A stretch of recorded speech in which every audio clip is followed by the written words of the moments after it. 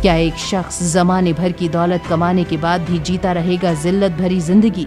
किसने लगाई एक छोटे से हीरे की 5 करोड़ की बोली? और क्या नक्श ज्वेलरी स्टोर की सेल्स गर्ल को दिखाएगा आईना? अनिका और प्राची एक ज्वेलरी स्टोर में नहीं घुसी। जब अनिका की नजर डेकोरेटिव टेबल पर रखे एक नेकलेस पर पड़ी तो उसकी आंखों में अलग ही लेवल की चमक दिखाई दी। क्या तुम इसे ट्राई करना चाहती हो? ट्राई करने का क्या ही फायदा? कहीं ऐसा तो नहीं कि तुम मेरे लिए इस नेकलेस को खरीदना चाहते हो? नक्श ने अनिका के सवाल का कोई जवाब नहीं दिया। उसने उस ज्वेलरी स्टोर की एक स्टाफ लेडी से कहा, हेलो, क्या आप इस नेकलेस को निकाल सकती हैं?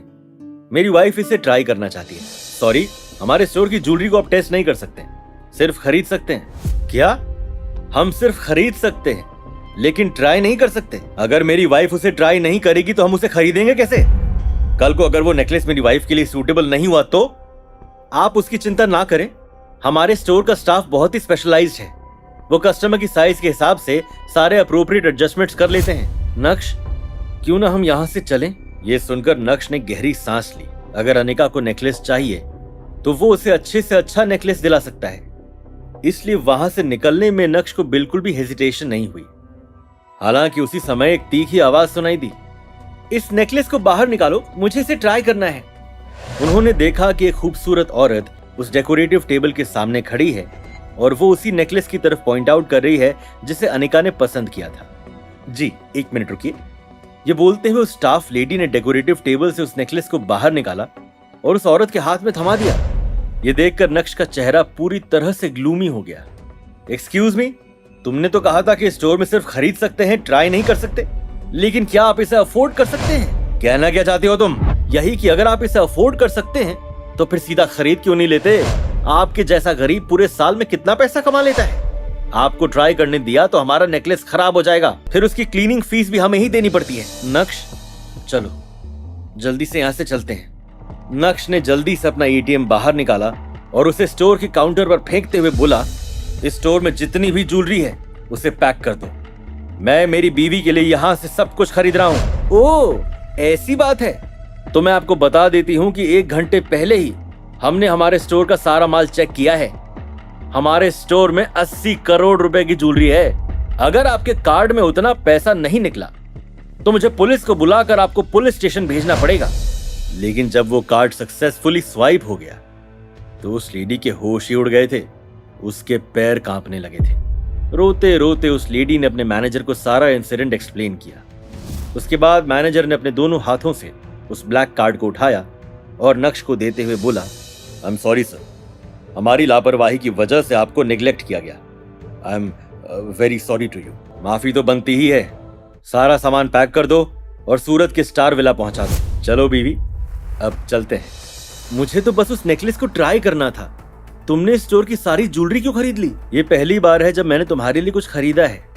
मैं तुम्हारे लिए सब कुछ खरीदना चाहता हूँ। बात को पलटो मत, मुझे सच सच बताओ, तुम्हारे पास इतना सारा पैसा आया कहां से? अरे 2 दिन से मैं बॉस के साथ एक प्रोजेक्ट पर काम कर रहा हूं ना, तो उस प्रोजेक्ट की डील 1000 करोड़ रुपए में हो गई है। तो बॉस ने खुश होते हुए मुझे 100 करोड़ रुपए का इंसेंटिव दिया।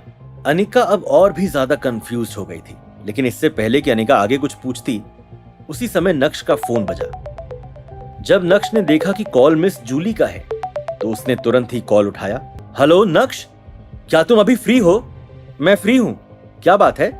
जल्दी से स्टोर आ जाओ, एक मैटर को सेटल करने में मुझे तुम्हारी जरूरत है। वो समझ गया था कि मिस जूली को क्या मदद चाहिए थी, इसलिए वो अनिका और प्राची को लेकर देसाई एंटीक एम्पोरियम पहुंच गया। जैसे ही वो स्टोर में घुसा, उसने देखा कि बहुत सारे लोग एक टेबल के आजू बाजू खड़े होकर धीमी आवाज में फुसफुसा रहे हैं। मिस जूली टेबल पर रखे एक हीरे के टुकड़े को चौंकते हुए घूर रही थी। तुम इसे कितने में बेचने का सोच रहे हो? एक जवान लड़का जिसकी नाक बहुत तीखी थी और गाल पूरे लाल थे, उसने आगे कहा, मैं इसे पूरे 5 करोड़ रुपए में बेचना चाहता हूँ। 5 करोड़? क्या तुम मजाक कर रहे हो? नक्श, ये सब क्या चल रहा है? तुम मुझे यहाँ क्यों लेकर आए हो? अरे रुक जाओ बीवी, ज्यादा समय नहीं लगेगा, ये भी मेरे काम का हिस्सा है। नक्श की आंखें भी उस टेबल पर जमी हुई थी। तुरंत ही नक्श ने उस जवान लड़के से पूछा, क्या कीमत है इसकी? अभी तो मैंने तुम्हें बताई, 5 करोड़ रुपए। ठीक है, मैं इसे ले लेता हूं। मिस जूली अभी भी चौंकते हुए उस हीरे के टुकड़े को देख रही थी। कहीं ना कहीं उसे लग रहा था कि कुछ तो गड़बड़ है। लेकिन वो उस गड़बड़ को पहचान नहीं पा रही। क्या हर बार की तरह इस बार भी नक्श का निशाना होगा सटीक?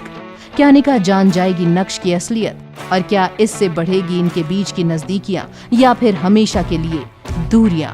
ये जानने के लिए देखिए अगला एपिसोड सिर्फ पॉकेट एफएम के YouTube चैनल पर, और इंस्टा एम्पायर के सारे एपिसोड सुनने के लिए डिस्क्रिप्शन में दी गई लिंक से डाउनलोड कीजिए पॉकेट एफएम ऐप।